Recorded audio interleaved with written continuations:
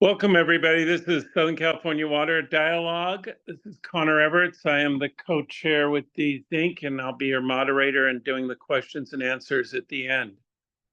We have a great lineup and presentations today, so both will be recorded, the Zoom and the presentations, and posted later. The way we do the dialogue and the presentations, there's our basic agenda, will be that we'll do Q&As. Yeah, again, DZINC won't be with us today in person, but she's always part of this process. And next, I want to thank our steering committee, all of whom help us put together these monthly dialogues. This is our last one for the year. So if you have ideas for next year, feel free to get in touch with anyone on there, or our coordinator, Kathy Caldwell, who really makes this whole show work. All right, you've been on many Zoom webinar ground rules again, but just to go over them quickly, use the chat feature if you can get through. If you have a technical problem, we use the Q&A, not the chat, for the questions. They won't be answered in the chat, but after the end of the dialogue itself, the presentations, we move on to the Q&A. If you have poor connection, turn off other things or move closer to your router. The audio is muted, and we run about an hour, leaving the rest of the time for our dialogue, our Q&A. Again, how to ask a question, you know this, but on the bottom is your Q&A. Type in your question and click send. You can upvote anybody's question or your own by clicking thumbs up. Our speakers today, Dr. Scott Stevens, Professor of Fire Science, UC Berkeley, Dr. John Keeley, who we've had before and happy to have back again, Senior Researcher Scientist, U.S. Geological Survey, and Otis Wolin, President of the American River Watershed Institute. Very glad to have Otis as well. With that, if we can start with Dr. Stevens.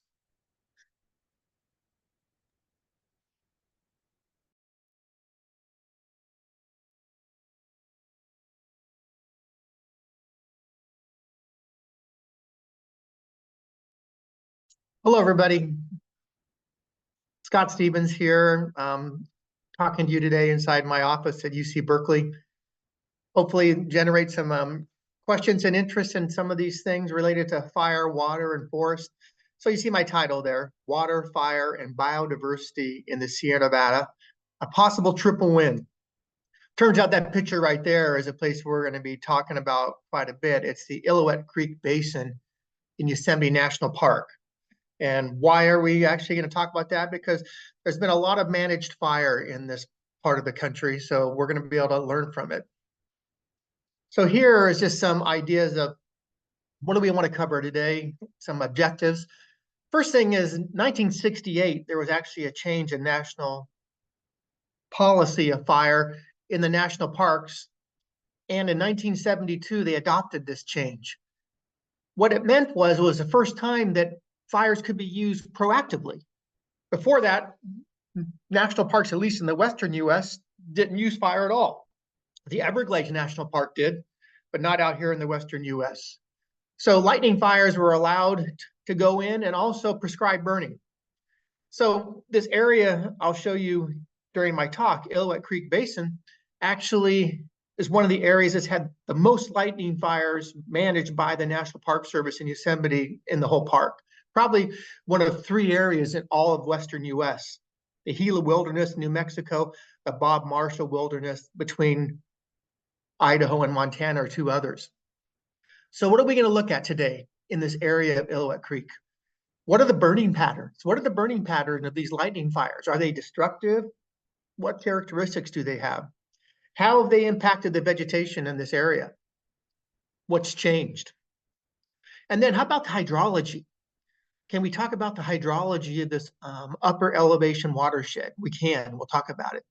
And then the last thing is, if we learn something from this, what might we do proactively into the future? So we'll leave with that topic. So here's a picture of Yosemite National Park, the outline you see there, and you see the red asterisk, I hope. The red asterisk is right there in the dead center. I'm moving my little window pointer. That's Illilouette Creek Basin. Illilouette Creek Basin is a watershed of the upper Merced River. We all know the Merced River goes right down Yosemite Valley. It's about 1/3 of the watershed of the upper Merced. And over there to the right, you can see some pictures of Illilouette Creek in terms of its vegetation. It's upper elevation mixed conifer, so it's Jeffrey pine, lodgepole pine, white fir, red fir, montane chaparral, and a lot of rock, okay?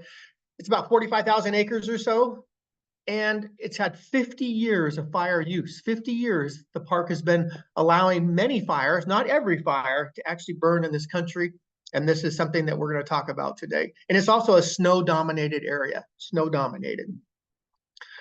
That little jigsaw puzzle I just brought up is actually every color is a different fire. Every color is a different lightning fire. We'll talk about that burning pattern more here just in a moment. First thing I want to talk about is this fire in the basin. So that picture that just popped up, those are tree fire scars that were sampled in Illilouette Creek, and we can date them.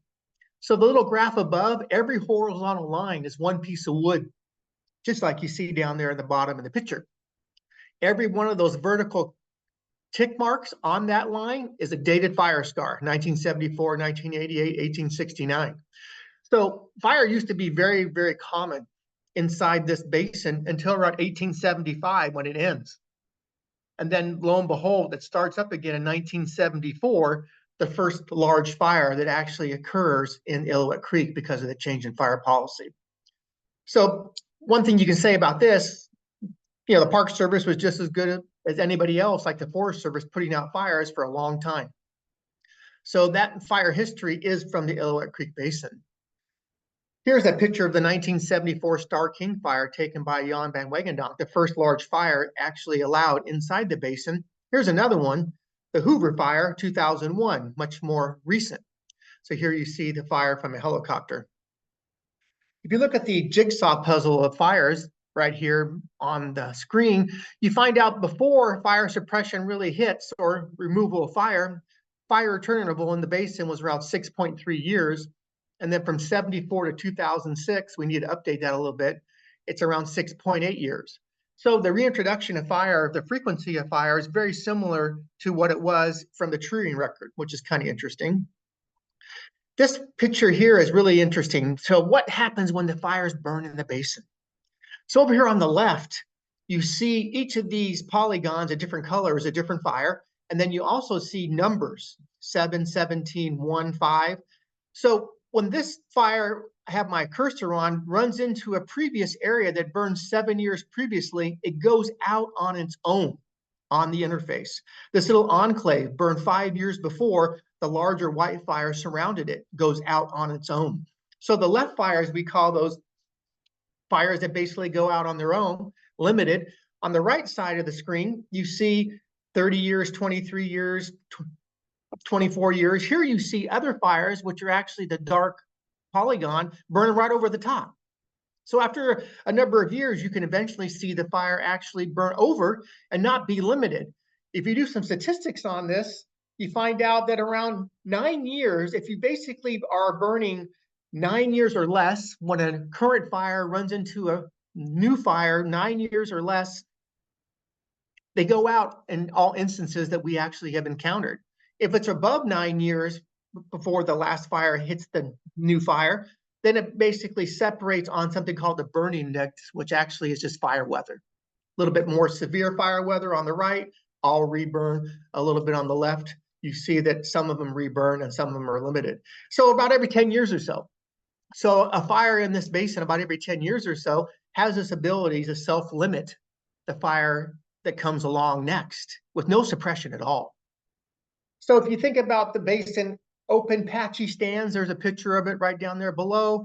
Evidence of small proportions of stand replacing fire. And Shao and Kotak even wrote about this in 1924. There are no large fires occur without a certain amount of heat killing, they said. This loss, it should be noted, represents the complete or nearly complete wiping out of small patches of the stand rather than uniform distributed loss over the entire area. That's the kind of fire regime we would like to see in California. Small patches of mortality, not big ones. Here's a small patch right here that actually is inside Illilouette Creek during our sampling out there. And this diagram shows us the number of small patches, which are the dark bars, and then the culmination of all the area of the patches, which are actually the gray triangles. And you see that the majority of the patches are less than 4 hectares in size, 60% of them, which is about 10 acres. And there's awfully a lot of smaller patches. So Illilouette Creek doesn't have huge, high severity tree killing patches. It can be tens of thousands of acres, 50,000 acres, which are in the Dixie Fire and others. You're looking at patches 10 acres, 2 acres, 5 acres, 3, very, very small patchiness. Done some work on biodiversity. The biodiversity actually shows that the patchiness of the fire regime is actually increasing pollinator diversity.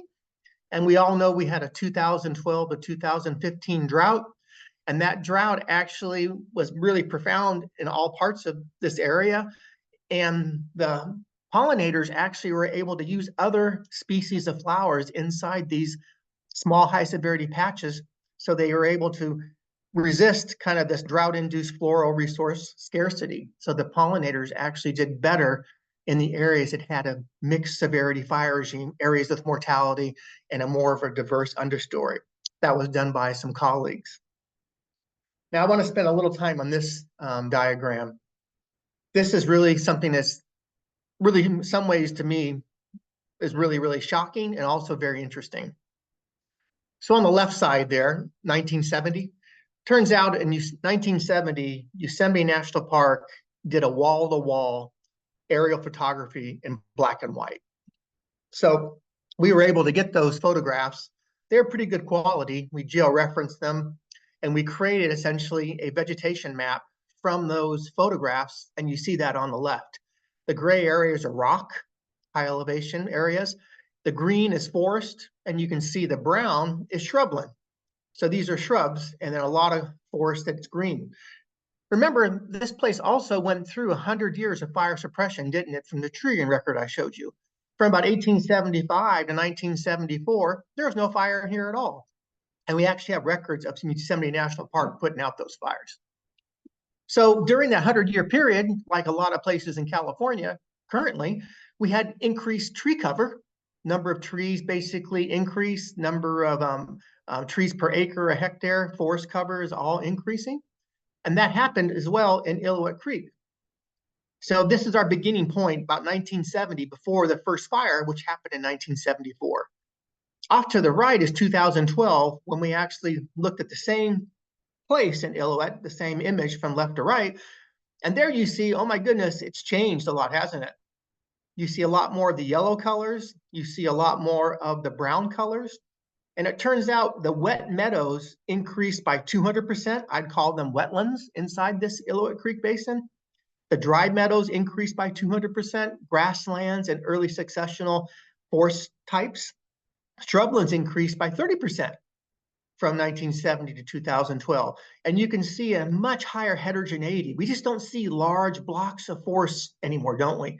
We see forest in here, of course, but they're going to be in more smaller blocks. And in fact, if you look at the amount of forest area of this basin, it's decreased by 22%. Now, that's not 22% of the area has been reduced in forest density by maybe 100 trees per acre to 50 trees per acre. It's actually type conversion. You went from forest to shrubs, forest to wet meadow, forest to dry meadow. You reduced the amount of forest in this basin by 22% wholesale, okay? And one thing about that, that is a big change. And you compare that type of change, 22% reduction of forest cover period, to all of our restoration treatments and forest operations that are happening in California today, this would be characterized as very severe. Most treatments reduce forest density. They don't change forest to shrubs. They don't change forest to wetland. They basically reduce fuels, reduce density. Here in Illilouette, we have a wholesale change in vegetation type. 22% of it changed to something else. What about the water? Now we're getting into the water piece, which I always think is so interesting. So Sally Thompson and her students at Berkeley did a lot of work inside Illilouette Creek. So here in this picture, you can see the dark green is Yosemite. This area of blue down in the center middle is actually Illilouette. All these pink polygons are fires. We can see a lot of fires in the foothills. We also see a lot of fires in Illilouette. So Sally did some work. Luckily, there's a stream gauge here, Happy Isle stream gauge. That Happy Isle stream gauge actually is on the Merced River, and Illilouette Creek, of course, is a part of that. So they did an analysis of the runoff coefficient. The runoff coefficient is, in theory, the amount of water that leaves its stream flow per unit water in, either rain or snow. And if you look on this diagram, we see several places where we see these purple polygons, where the purple polygons are outside the national park. They're inside the national forest, adjacent, similar vegetation type, similar vegetation cover, elevation, topography. If you look at the runoff coefficient in these areas in purple, since 1974, they've all decreased, significantly decreased in the research that they did. If you look at the runoff coefficient at Illilouette, it's either stable or increased slightly. So that turned out to be really interesting. We're seeing actually the wildfire regime managed in Illilouette produce more stream water, or at least holding on to what's been available for the preceding, say, 75 years. Water storage is up in the soil. And even during the 2012 to 2015 drought, there was far less mortality in the Illilouette Basin compared to other areas without fire.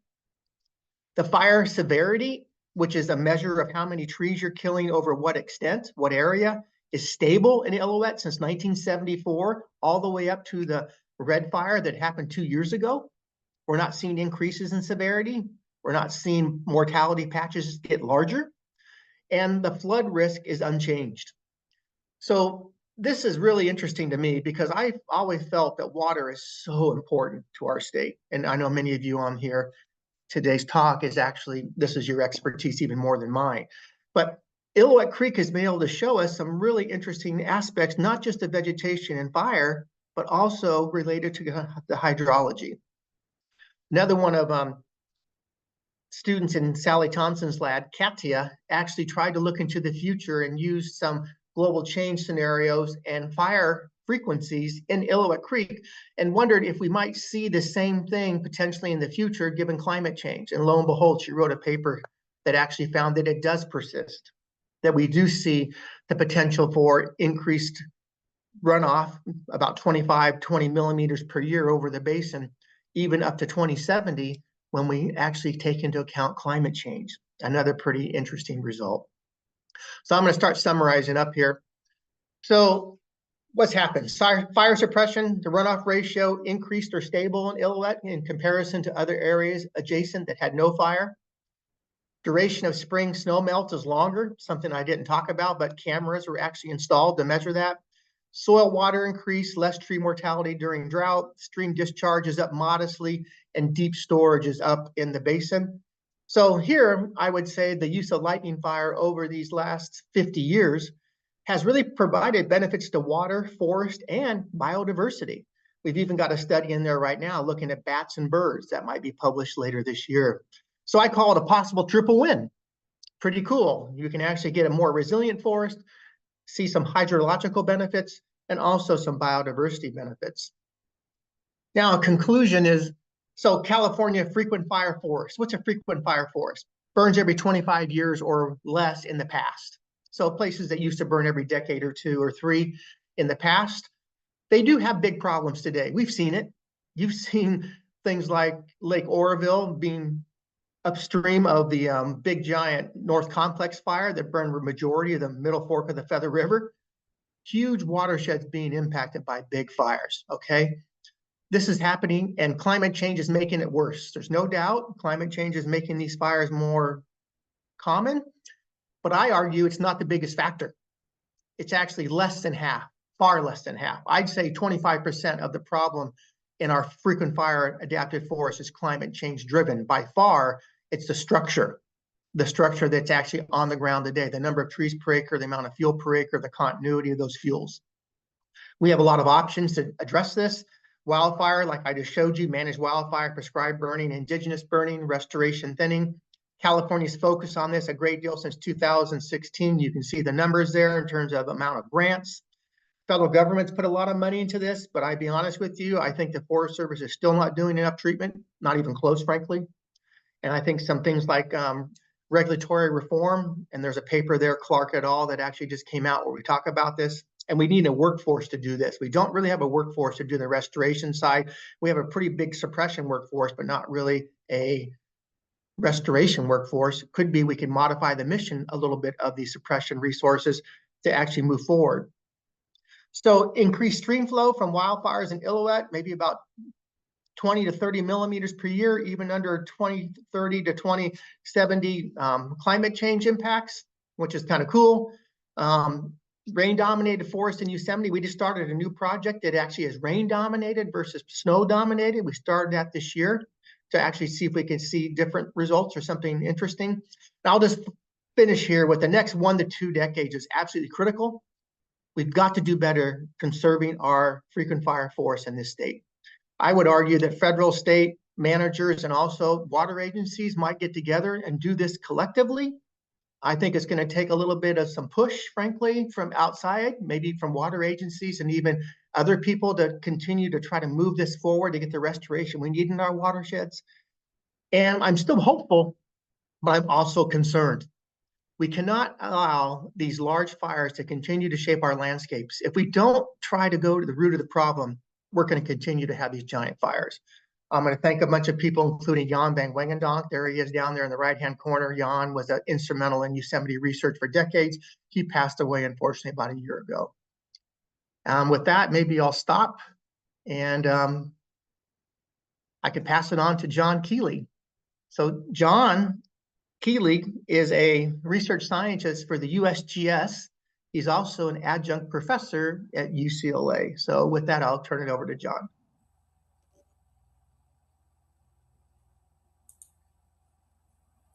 Thank you, Scott. I'm waiting for this talk to come up. Let me see if I can get this to happen.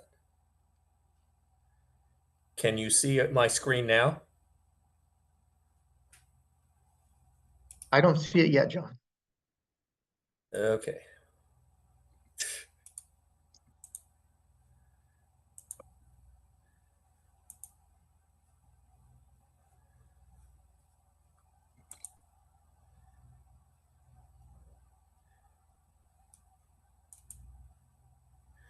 Well, I'm seeing a problem here.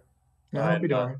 The share link that I'm seeing is not highlighted, so it doesn't look like it's letting me share. Let's try it now. There it goes. Okay, cool. Oh, we just lost it. I'm sorry. Yeah.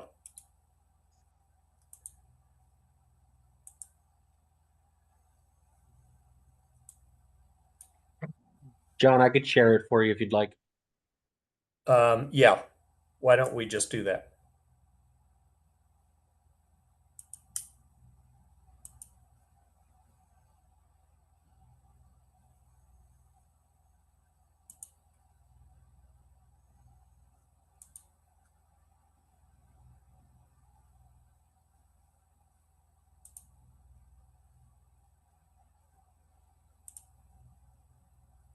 You're going to put it on full screen? Connor? Be on full screen now. Okay, good. I want to appreciate the organizers, Kathy in particular, and Connor for inviting me to participate once again in your seminar series. I'm going to take a somewhat broader view of fire from what Dr. Stevens just presented. My focus is trying to contrast Southern California fires with fires in the rest of the state, because much of what we hear about fire in the media has to do with systems like those that Scott was talking about. Go ahead, next. One of the important things to appreciate about California is our past fire history is very different from the North and the South. This is just an image of U.S. Forest Service lands, and it shows the amount of burning that's been done in the last 100 years relative to what we believe the historical fire regime was. And blue indicates areas where there's been a deficit, and Scott gave you a good introduction to that. The yellow and orange shows the southern central coastal areas where the last 100 years, we've actually had an excess of fire relative to what we believe the historical fire regime was. Differences between these areas are, of course, population density. There are many more people in the South than the North. Go ahead, next. Numbers of fires, next. Numbers of fires are much higher in Southern California, about an order of magnitude, and I think it's cut off at the bottom there, but an order of magnitude more fires than in the southern part or northern part of the state. And most of them are caused by people, 99% typically, whereas in the northern part of the state, many of our fires are started by lightning. The differences in fire are also similar to differences in vegetation. Northern part of the state is those systems that Scott referred to, those forested systems. Anybody who spends time in Southern California realizes we don't have a lot of forests, we have a lot of shrublands. Go ahead, next. My focus in the work that I've been doing is to try and divide the state up into different divisions and look at how fire varies across the divisions. And this figure on the left shows NOAA divisions, the North Coast, North Interior, Sierra Nevada, Central Coast, and the South Coast, and a lot of differences between these regions. And depending on whether you're looking at CAL FIRE lands, which are the lower elevation lands, and those are in tan here, or Forest Service lands, which are in green, and big elevational differences in CAL FIRE versus Forest Service, as well as differences in vegetation. So we're looking at different ecoregions, and essentially there's 10 different ecoregions we're focusing on. Go ahead, next. Just to begin with, first off, we can point out that historically, there's always been more fires and more area burned in the South Coast region. And this is all normalized by the amount of area being protected. So it's about double the area burned in the southern part of the state. For the first 50 years of our, for CAL FIRE lands, and for U.S. Forest Service lands, it's almost triple the area burned in the South Coast region. Go ahead, next. In addition to these broad differences between the North Coast, North Interior, Sierra Nevada, and Central Coast and South Coast, we also see important differences in changes over time. On the Forest Service lands, for example, we're looking at records going back from 1910 to the near the present, 2021. CAL FIRE 1919 to the present. One of the important things to note is the South Coast has had more fires in general over time than other regions in the state. And particularly important, though, is the fact that the frequencies of fires has actually been going down over the last 30, 40 years. In other words, the 1980s was a peak for fire frequency, and it's now dropped dramatically in the last several decades. But interestingly, if you look at the area burned, which is this lower panel here, we've had, despite a drop in numbers of fires, we're still getting a lot of area burned in the South Coast region, both in Forest Service as well as CAL FIRE lands. In other words, agencies apparently are doing a good job in terms of stopping the numbers of fires, but it doesn't seem to translate into reductions in area burned. So it's an important question to address in the future. Go ahead, next. Now, there's a lot of discussion about what are the drivers of our big fire events. And I think it's important to look at the critical factors involved in fire. For example, fuel condition, the moisture, the fuel load, and that's a lot of what Scott was referring to. But it's important to recognize when you're comparing regions throughout the state to look at herbaceous fuel load versus the woody fuel loads. And then, of course, extreme winds and sources of ignition are all factors. And I call those proximal factors because those are the factors that directly impact fires. But in terms of understanding our fire regimes, we ultimately need to look at what we call the ultimate factor. In other words, the proximal factor is how, and the ultimate factor is why. When it comes to fuel moisture, climate is the major driver, and particularly the interannual variability in aridity. Go ahead, next. Here's our attempt to try and sort out how aridity changes throughout the year and throughout these different ecoregions and how it relates to area burn. The blue indicates winter vapor pressure deficit, which is a measure of the aridity. Green is the spring, orange is autumn, and red is summer. And the vapor pressure deficit, which is along the x-axis here, is regressed against the area burned in a given year. So each one of those dots represents a different year. A few things that we ought to point out about aridity. Not surprisingly, it varies throughout the year. It's less arid in the winter, more arid in the summer in all our ecoregions. Not surprising.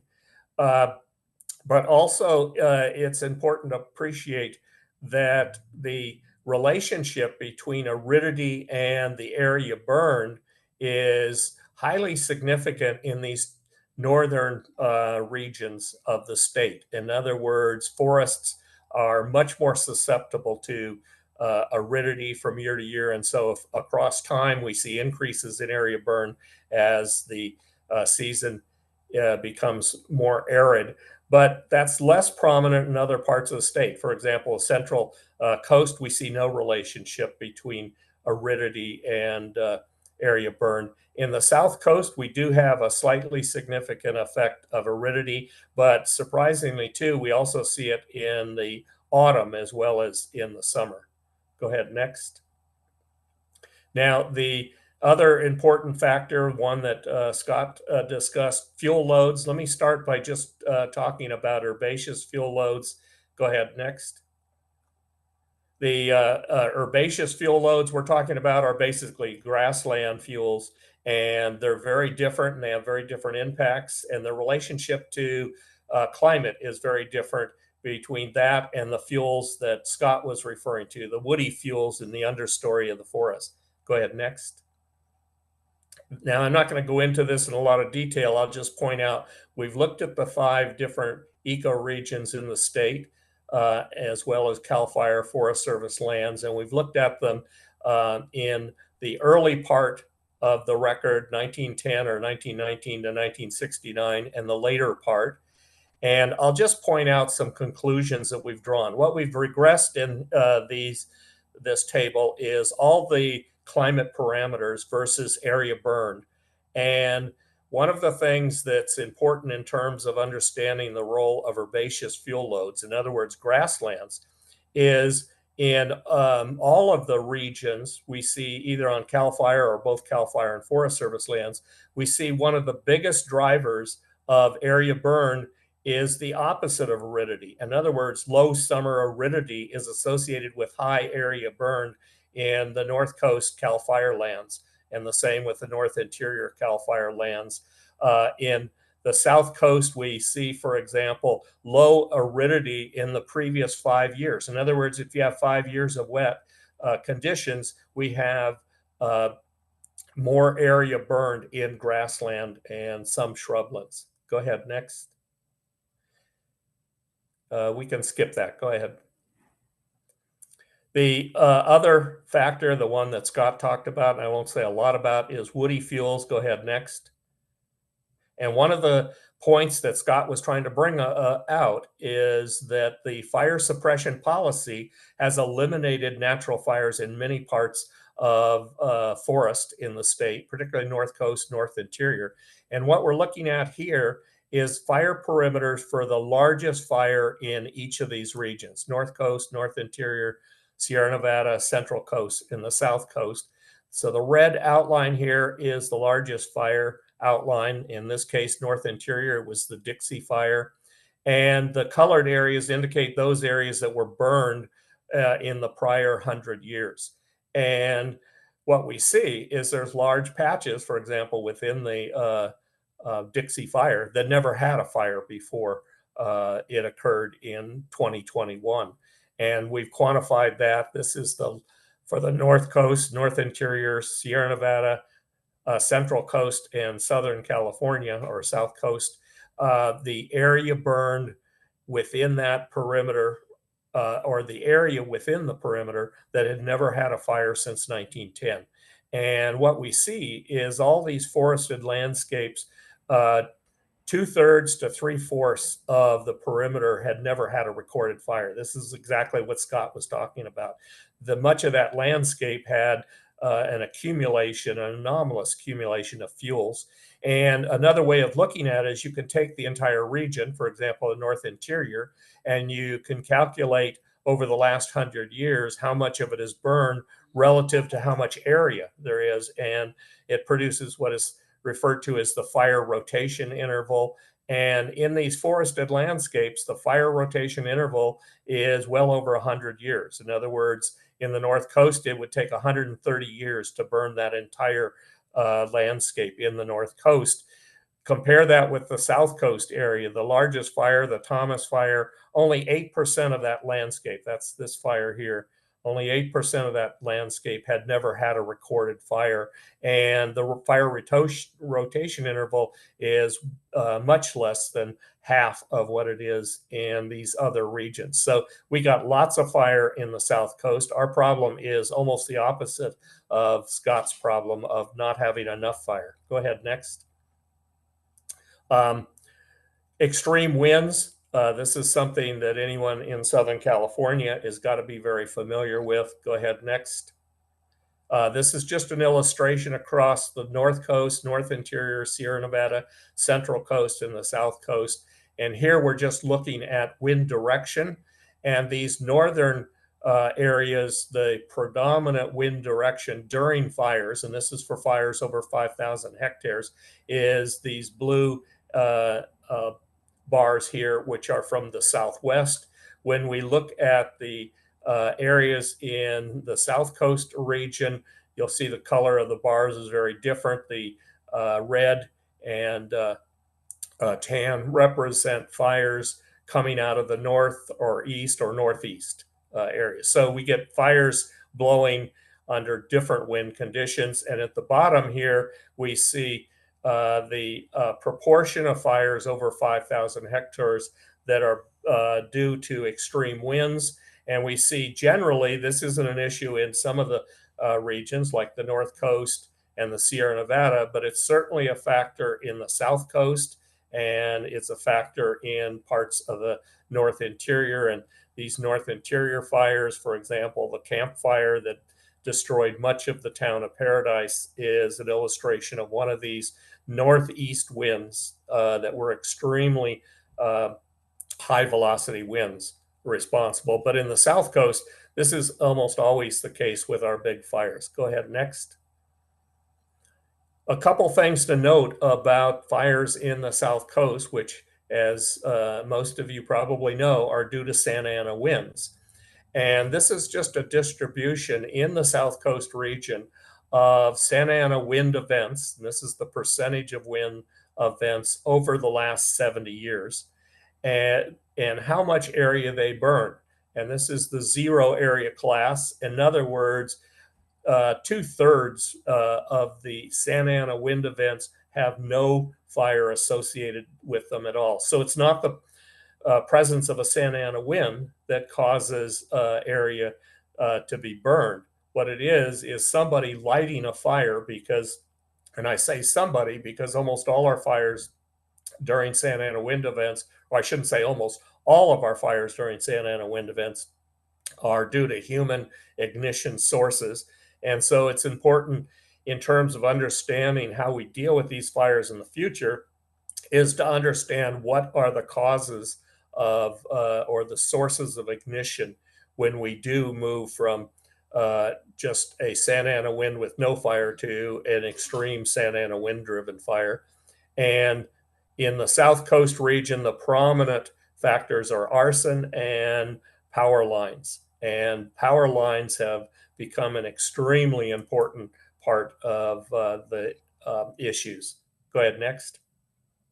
And one of the important things to appreciate about power line ignited fires in the South Coast region is since the year 2000, the area burned in California due to power line failures has increased fivefold over the previous 2 decades. So this is a problem that is getting worse and almost certainly accounts for the fact that our fire agencies have been doing a good job at reducing numbers of fires, but the area burned has not increased, and that's primarily because these agencies haven't done in the past a sufficient job at reducing these power line ignited fires. Next. Now I'll just summarize with the situation in the South Coast region in terms of how we look at South Coast wind-dominated fires, and it's extremely different than the situation that Scott talked about in the forest. The number one, and I call these the 5 Ps, and the number 1 P is people, and that is, this is in the South Coast much more a people problem than a fuel problem. 100% of these fires are ignited by people, and it results in increased fire activity since 2000. In part due to the fact that we've added 5.5 million people over that period of time. So population growth may be a much bigger threat than global warming or fuel accumulation. Go ahead, next. And here's just an illustration of the difference of the impact that population can have. This is an example from the North Bay area, which is also susceptible to Santa Ana wind type fires, but not nearly as frequently as in the South Coast region. And in the North Coast, they don't call them Santa Ana winds. Historically, they've always been called the North winds, sometimes the mono winds, but after the 1991 tunnel fire, journalists decided that they were coming from Mount Diablo, so they called them Diablo winds, and a lot of people still call them Diablo winds, but that doesn't make a lot of sense once you're outside of the Bay Area because Mount Diablo doesn't have anything to do with them. So probably a better term is the north winds. And most people I've talked to who live in the region call them north winds. But here's an illustration of 2 fires driven by north winds over time. This is the red is the 1964 Hanley fire. It burned under these north wind conditions, and no fatalities occurred from that fire, and only about 100 structures were lost. You jump to 2017, another north wind driven fire, the Tubbs fire, is the black outline, not nearly as large as the Hanley fire. There were 22 fatalities and over 5,000 structures lost. So that's what happens over time. And the big factor in my mind is changes in population growth. This is the population of Santa Rosa, the town just south of these fires. 1964 versus 2017, population grew markedly. And what changed over that time with the population growth in Santa Rosa is people expanded out into this perimeter here of the Hanley fire. And so now we have the Tubbs fire. And what we see in all this tan area is this is the increase in low density housing. And the dark red is high density housing. So what's changed over time is the density of housing.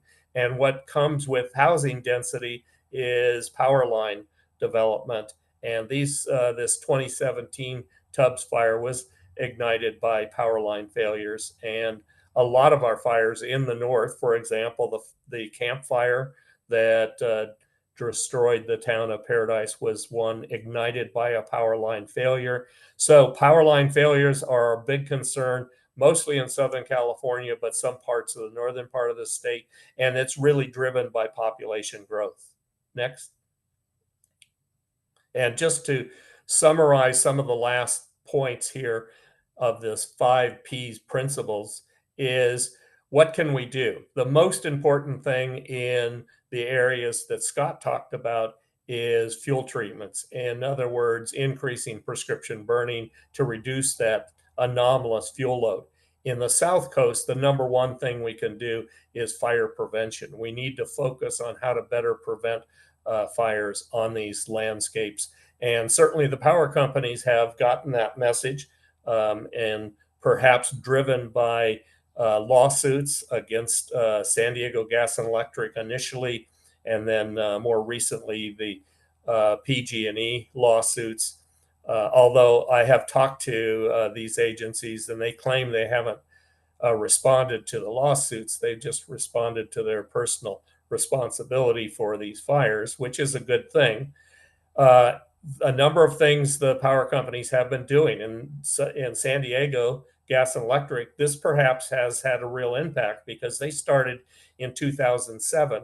And since then, there hasn't been a large power line ignited fire in San Diego Gas and Electric areas. One of the other things that San Diego Gas and Electric started, and PG&E has continued with, is what they call the PSPS program, which is the Public Safety Power Shutdown Program, where they monitor wind speeds throughout their grid. And when they see the winds over a certain wind speed, they shut the power off for all the people in that grid, which means sometimes 100,000 people lose power for days on end because PG&E thinks there might be a big fire. It's very controversial, and certainly a lot of people are not very pleased with the PSPS program.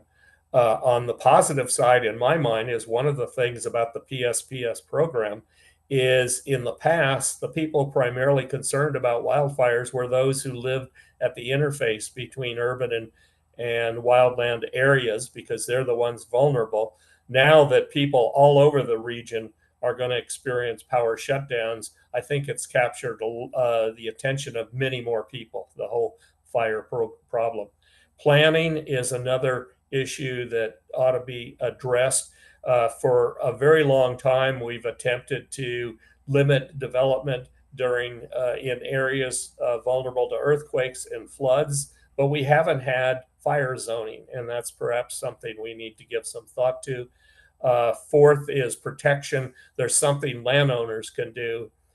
People can protect their houses better so that when a fire threatens them, they're less likely to lose their structure. And most homes are not burned by the fire front burning up and igniting the house.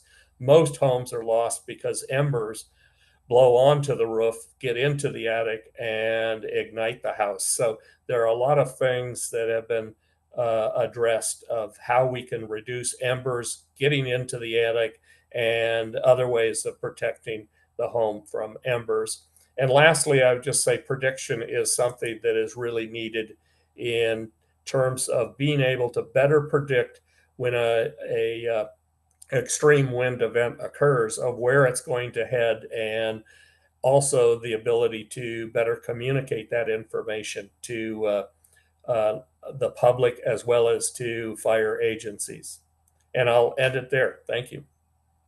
And our next speaker is Otis Walling. He's the president of the, I have it written down here, I should have memorized it.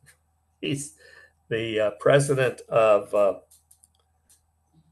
the American River Watershed Institute. I was going to say that, Otis. The There you American River Watershed Institute. And so take it away, Otis. Great, thanks.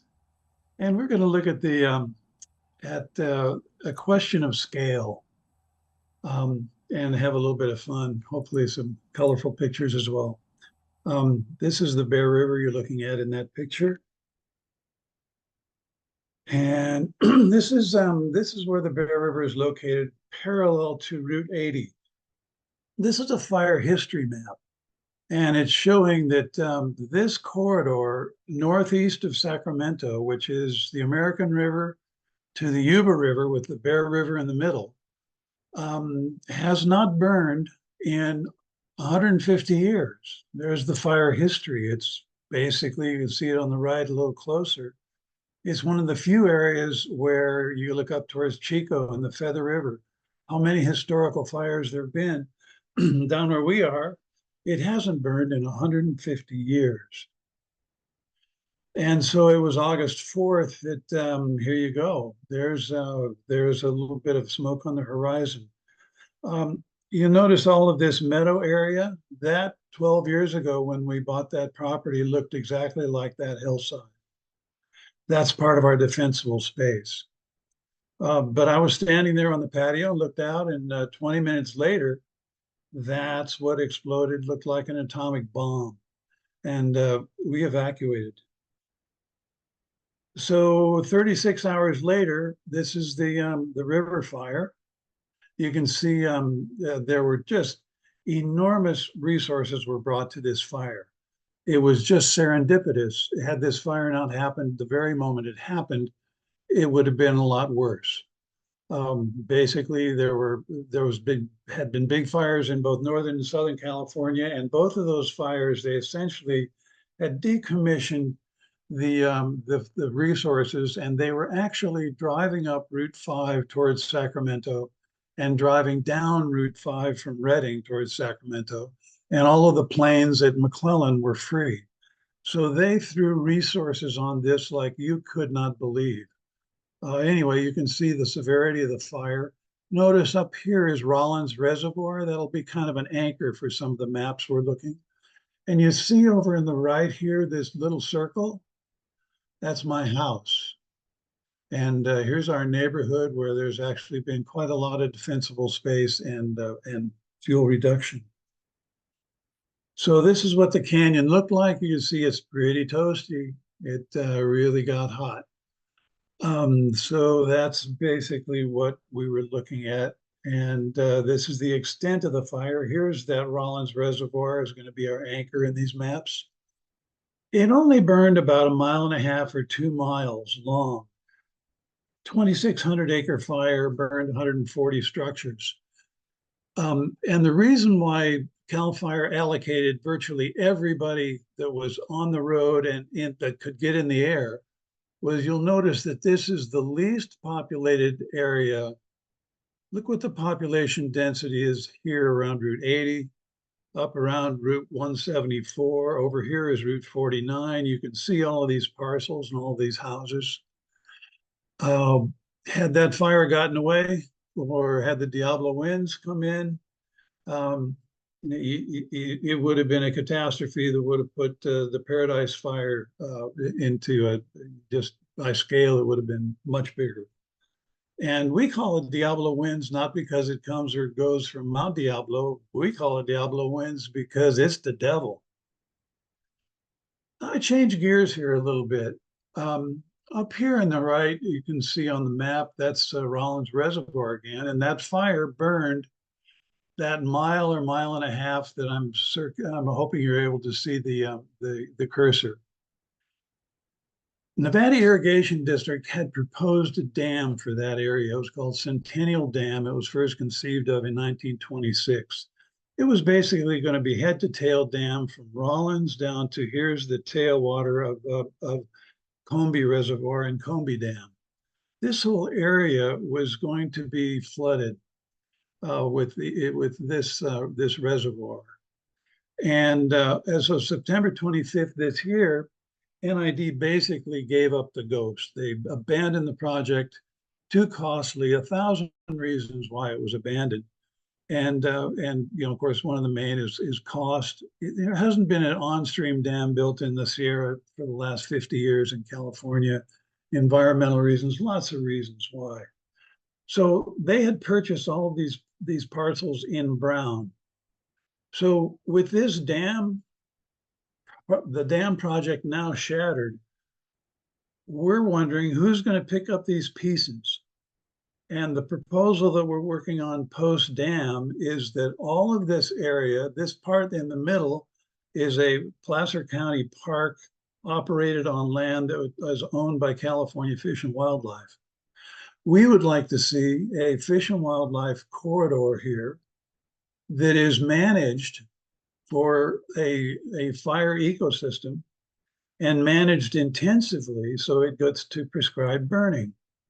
If this were prescribed burned every 2 or 3 years in small pieces, here's Route 80, you would have effectively an 8 to 9 mile fuel break against the density, which you saw in this earlier. This is the density of population and infrastructure along Route 80. That's what we'd like to see happen. We'd like to see these parcels consolidated. There's a number of ways that might happen. We'll just see what we can do. That's our nonprofit work with the Institute is trying to assemble the Bear River is also the jurisdictional boundary between Placer County and Nevada County. So there's some challenges in here, and our institute is trying to spearhead a coalition, and our project is called Bear Park, which is the Bear River Protection and Restoration Coalition. And we're trying to put together a coalition to make sure that these lands transfer out of NID's hands, where they are now declared surplus because it's not NID's mission to do anything but supply water. Now that there's not a water supply project, what will happen? Will this go to a fire break and a open space and a migration corridor for wildlife, migration corridor for climate change refugia, or is this going to be privatized and turn into a bunch of homes as well? So how could this work? Again, this is after a bunch of the remediation that was done here. You see the Bear River here. This is actually a water canal that runs also along this entire stretch between Rollins and Combie. So practically speaking, here's the Bear River. There's an old stage road next to the river. So you could actually do controlled burning of the riparian area up to that stage road. And then from the stage road up to the canal, these are all called side slope control lines for prescribed burning. You can do a prescribed burning up to your water source here that has a trail next to it. Above that is a utility road that's used to access the canal. Likewise, here's the second utility road, part of that same utility road system that maintains the canal. And so this is ideally set up for intensively managed prescribed burning. And it would be a costly project, but it would pale compared to what FEMA would have to dump into the restoration of all of the infrastructure along the Route 80 corridor. So that's what our proposal is. Right now, this is a really wildlife-rich area because no one goes in there, and mountain lions go in there every night. Bear, deer. We've now got beavers being re-entering there. We've got river otter down there. So this is a moment of choice for our culture. Which direction are we going to go? We're going to make the problem more complex and more challenging, or are we going to turn this into a solution? This is my little place. I built this beyond WUI standards. There's concrete patios all around. It's got a concrete roof. It's non-vented. There's no embers that can enter this house. All the wooden windows are clad with aluminum. Here's native population. It's not it's not, gosh, what's the right term? Pyrogenic plants, basically, pyrolites. And you can see there's gravel here And then you get out to the brown grassy fuel reduced space that you saw in that earlier picture. This is just a little picture of a controlled burn. This is what we do on a local level. Here's your flame height. You knock everything down to within 4 to 6 inches of the ground, and essentially you can put the perimeter of this fire out by walking along and stamping it out. So that's, you need to be on this micro scale. Each individual landowner that is in the WUI zone, and I've got 20 acres, has got to take steps to get to this level. So here's what the Bear River Canyon looks like. It's just one of the most pleasant rivers you've ever seen. Here is actually what that looks like in the summertime. It's just a delight. Of course, this is used for irrigation water downstream, so it runs cold. The flows are gentle, and it's right along Route 80 and a very, very popular place. So here's some of the challenges that I bring up with the question of scale. In Northern California, we have a checkerboard pattern of land ownership. Basically, that was done at the railroad era along the Feather River, along the American River, and the Route 80 corridor is also the Union Pacific line. The Transcontinental Railroad went through there, and every other 1 mile section of land was traded to the Union Pacific Railroad, or the Southern Pacific Railroad at that point, for the payment of actually privately putting in that railroad. That's an impossible management challenge. The alternating public and private squares have nothing to do with watersheds. They have nothing to do with wind patterns, how fires blow up and down, even how migration of all the different species and all the different trees actually move, and they are actually moving up elevation because of climate change. The snow line now is about 1,000 feet higher than it was when I first moved up here in the early 70s.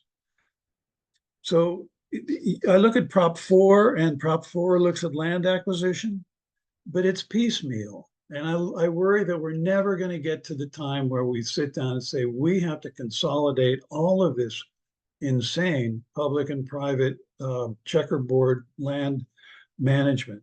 If we don't do that, we'll never get a fire plan for the major forested areas in Northern California. A second major challenge that I would offer as a matter of scale is a land management code. It's like a building code. It's imposed on every landowner that owns land in the wild urban interface and at these elevations, basically. And that mandates a fuel reduction for the greater good. Everybody should be doing what I'm doing on this land, what some of my neighbors have done. And it has to be universal. It has to be imposed, and no one's going to like that. That's the regulation is going to be would have to be draconian. You would have to do it, even if the state would have to impose a second mortgage on your land to have you pay them back for them doing it. Somehow we're going to have to get over this blockage of private lands and private owners. Somehow we have to get over the aforementioned public and private checkerboard story. So here's a third challenge that I would offer. It's all a question of scale. It was about late 90s. We had, I was part of a forum in Southern California. There was that Arrowhead fire. I think it was in the late 90s. And the question of scale came up, and this was my suggestion 20 years ago, and I think it's the same that I would make today. California in 2023 had 1.5 million college students. If every college student got free tuition and was taken care of and got some kind of a stipend for being part of effectively a 2-year service program with the California Conservation Corps. We could actually have 1 million or 1.5 million people on the ground, essentially repairing the damage that we've created by starving fire from a fire ecosystem. It sounds like that's a radical proposal, but in the 1930s, the CCC had 2.5 million people that were enrolled, and the WPA had 8 million people that were enrolled. And that was when the US population was only about 122 million. We're going to have to get to a scale of ideas and a scale of politics, a scale of spending that is radically beyond what we're doing right now. I don't see why some of the National Guard or even the military isn't deployed for some period of time every year in this kind of disaster prevention. So that's what maybe several 3 suggestions. Here's another one that goes back to perhaps this slide here. What's the role of water agencies? I spent 20 years as the elected director on the Placer County Water Agency. This is currently a PG&E canal and a PG&E facility, but all of that water is actually used to supply the urban population of Western Placer County, which includes Roseville, Lincoln, Auburn, and Rockland. And you've got the better part of 300,000 or 400,000 people dependent on that. And sooner or later, PCWA is going to be involved in that. PCWA has done a lot of innovative work above their reservoirs, Hellhole and French Meadows on the American River. What will be the responsibility for managing the ecosystem around their facilities? So this kind of remediation happened because of the erosion threat to this canal after a fire. When are we going to put our attention to prevention, and what's going to be the responsibility of water agencies? Again, getting into some kind of a public domain. And I got a minute or so left here, so just for fun, you often see pictures of prescribed burns. Well, here's a prescribed burn on my land. It's about 1.5 acres. And one of the mantras of our resource conservation district is plumb the unit. You see the road back there? So we have hoses on all sides. And that's what it looks like. It's pretty tame. It's actually, I found it to be a great deal of fun to actually do that kind of a controlled burn. And here's another example. This one is on the other side on the other end of my property is a manufactured house that was put there in the 1980s. I used it as a rental. Here's the property line. You can see the fuel loading that was existing all around this place, and that's a neighbor's property. So I've actually done fuel reduction up to the neighbor's property, and in front of the house, basically, this is what a controlled burn looks like. There's your flame length.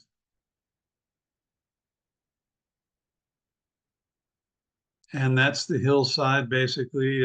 This is the burn area. There's some berries in there that we couldn't knock down before we actually burned it. This is about a 1/2 acre burn.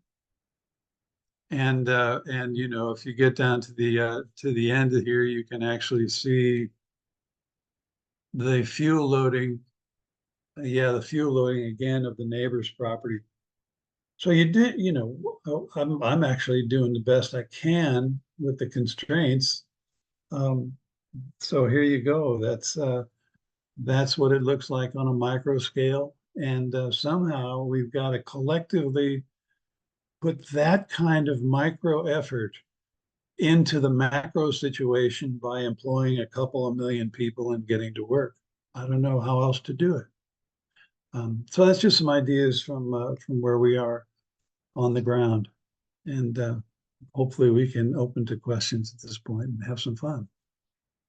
Connor, why don't you take the reins? Thank you, Otis, and thank all of our speakers.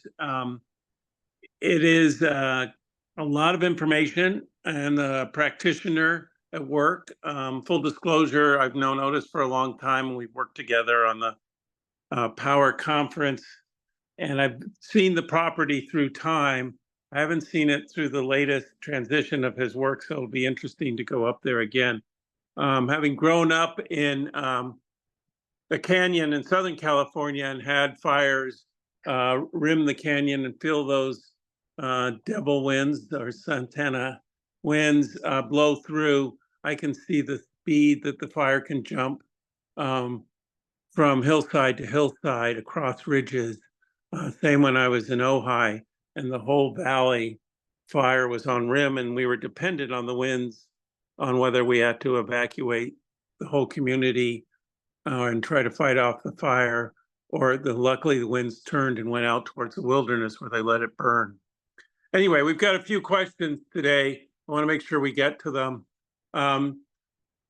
Dr. Tom Williams says, what influence do you think global warming, climate change has on increased major fire spread and burn areas? Do you think state and county have incorporated such fire response? The first presentation talked about some of that. Do any of you have a response?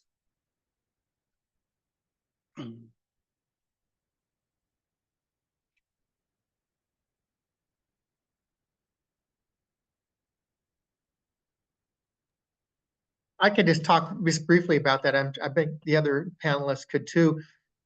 There's no doubt that warming is increasing the length of our fire season. So we're having the ability to see fire longer periods. That's been shown statewide.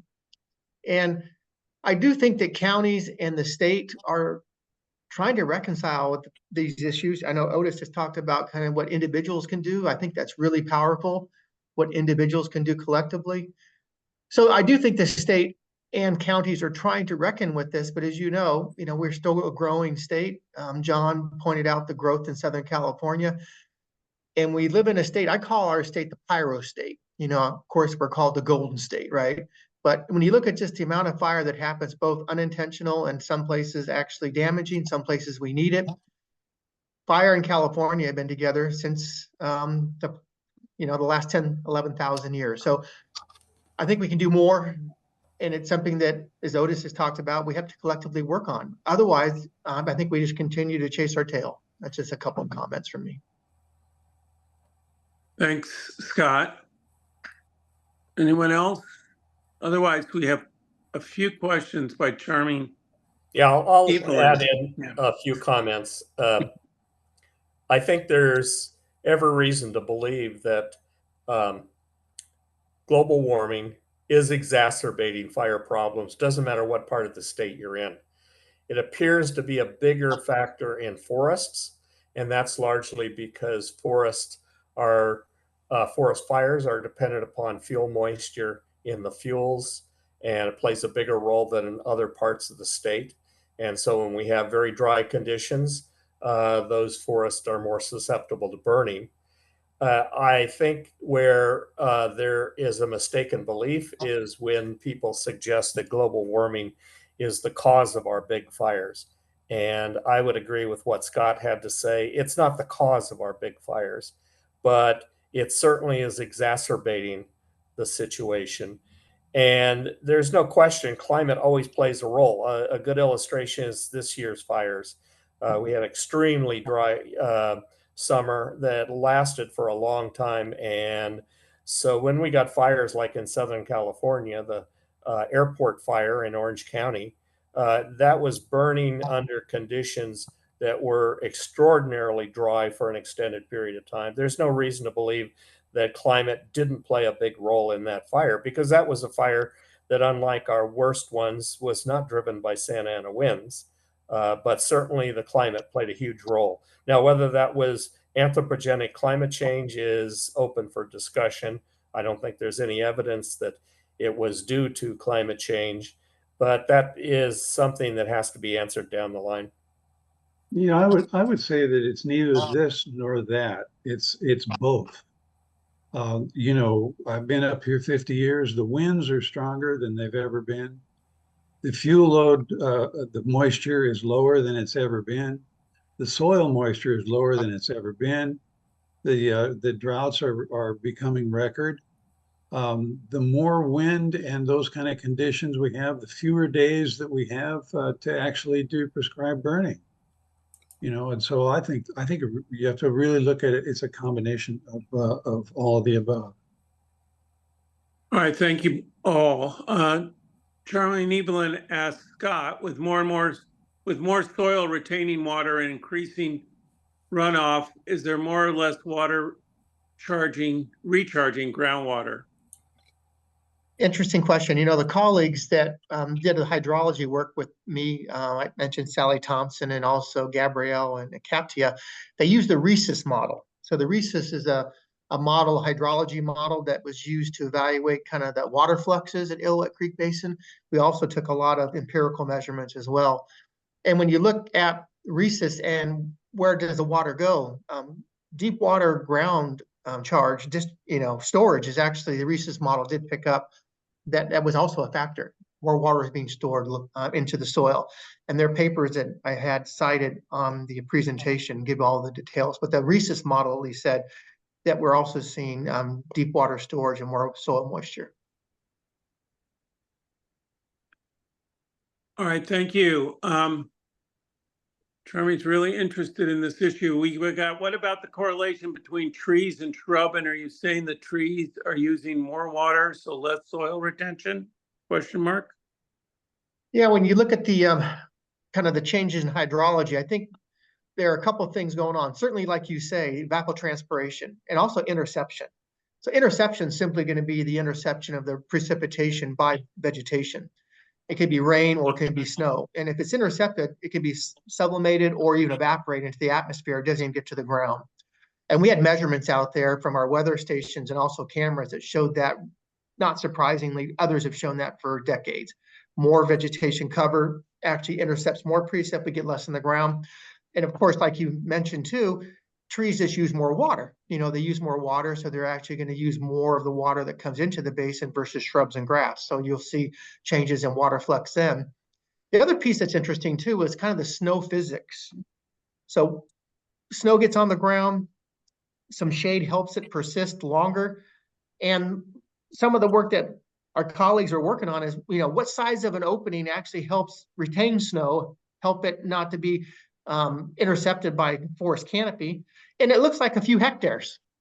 So if you get these gaps that are a few hectares in size, the snow can get down on the ground. There's enough shade from the adjacent trees to shade the area. And then you have actually more precipitation persisting on the ground for longer periods, which I think is really important too for climate change, for habitat, for streams, invertebrates, you know, things of that nature. So I think it's the combination of kind of the gaps, snow being retained in the gaps, relatively small ones, and then also the change of evapotranspiration and interception by the different vegetation characteristics. That's one reason that we think that the hydrology changed in Illilouette Creek. Interesting. And Charmy's asking, I think, for Dr. Keeley more, high density housing or urban sprawl is her question. I'm not sure I follow what the question is. Well, I think, is it just the high density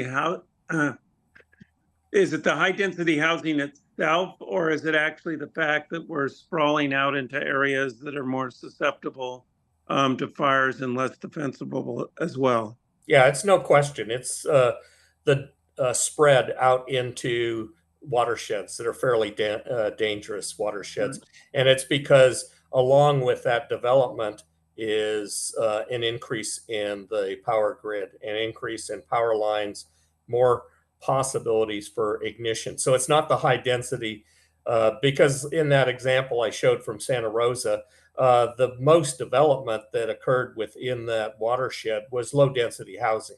It wasn't high density. So the concern is increase in the power grid, increase in sources of ignitions. Now, one other issue I'd like to point out about the shrubland system, particularly related to Southern California, and it ties in with the discussions that Scott and Otis had about the use of prescription burning. Prescription burning is really important in a lot of ecosystems. Scott has described it for forested landscapes, and Otis described it in oak woodlands. No question, that's an important management approach. One concern, though, is that in shrublands in Southern California, it is probably not the most appropriate management practice for several reasons. One is when we get these Santa Ana winds, it doesn't matter what sort of prescription burning had been done. For example, the Thomas Fire, thousands of acres had recently been prescribed burn, and the fire just blew right over them. So it didn't do anything to stop those fire events.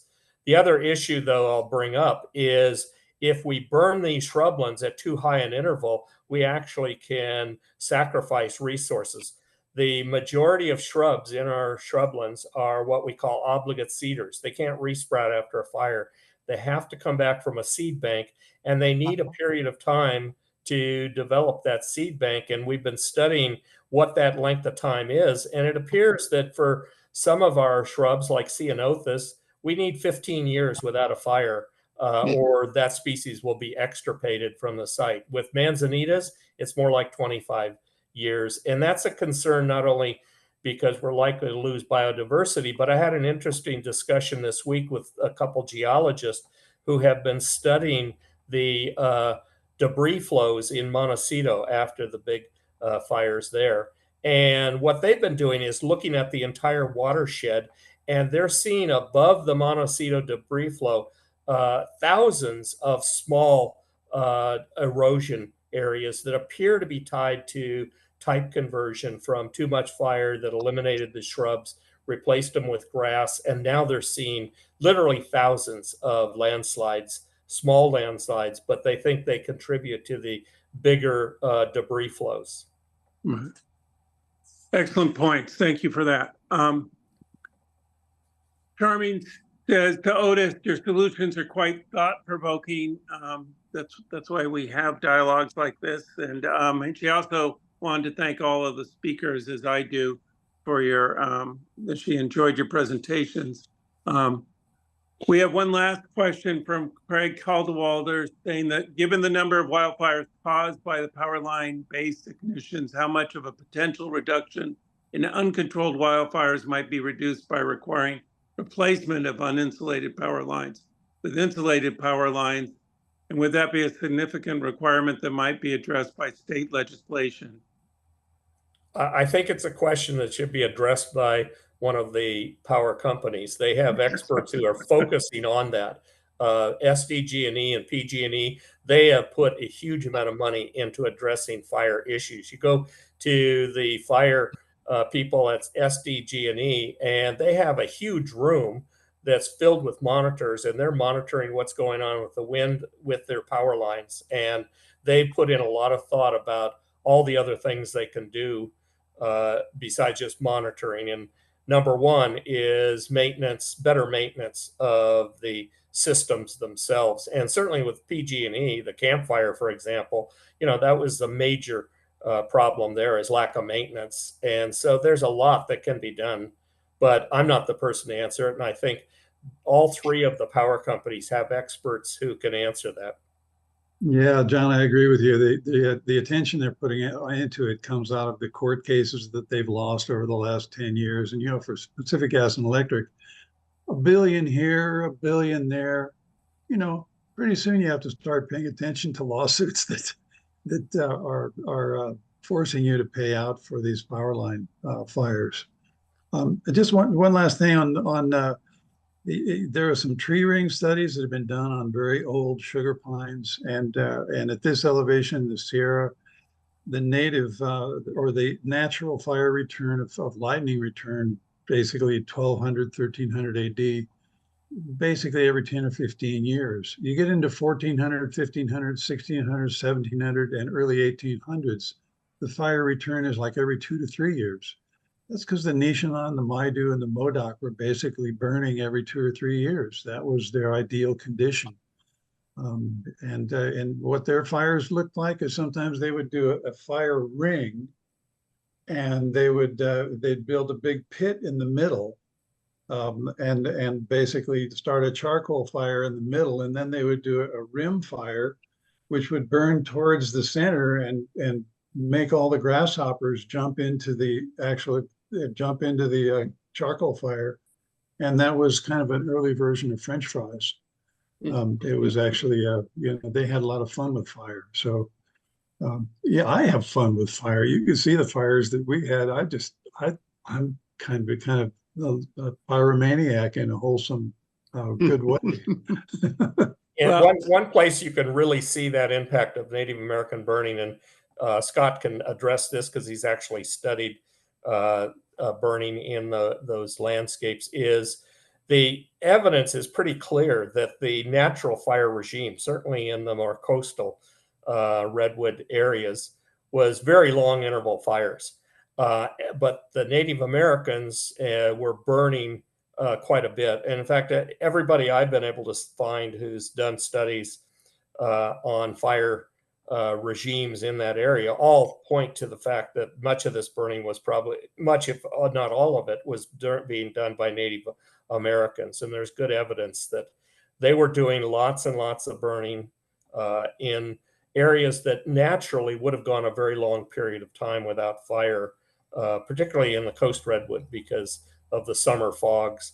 And the one thing Indians or Native Americans could do on that landscape is not just increase numbers of ignition, they could burn way outside the normal summer fire season. They could burn at times when the fog was no longer around and they were much more susceptible. So Native Americans, without a doubt, have had a huge impact in the coastal region.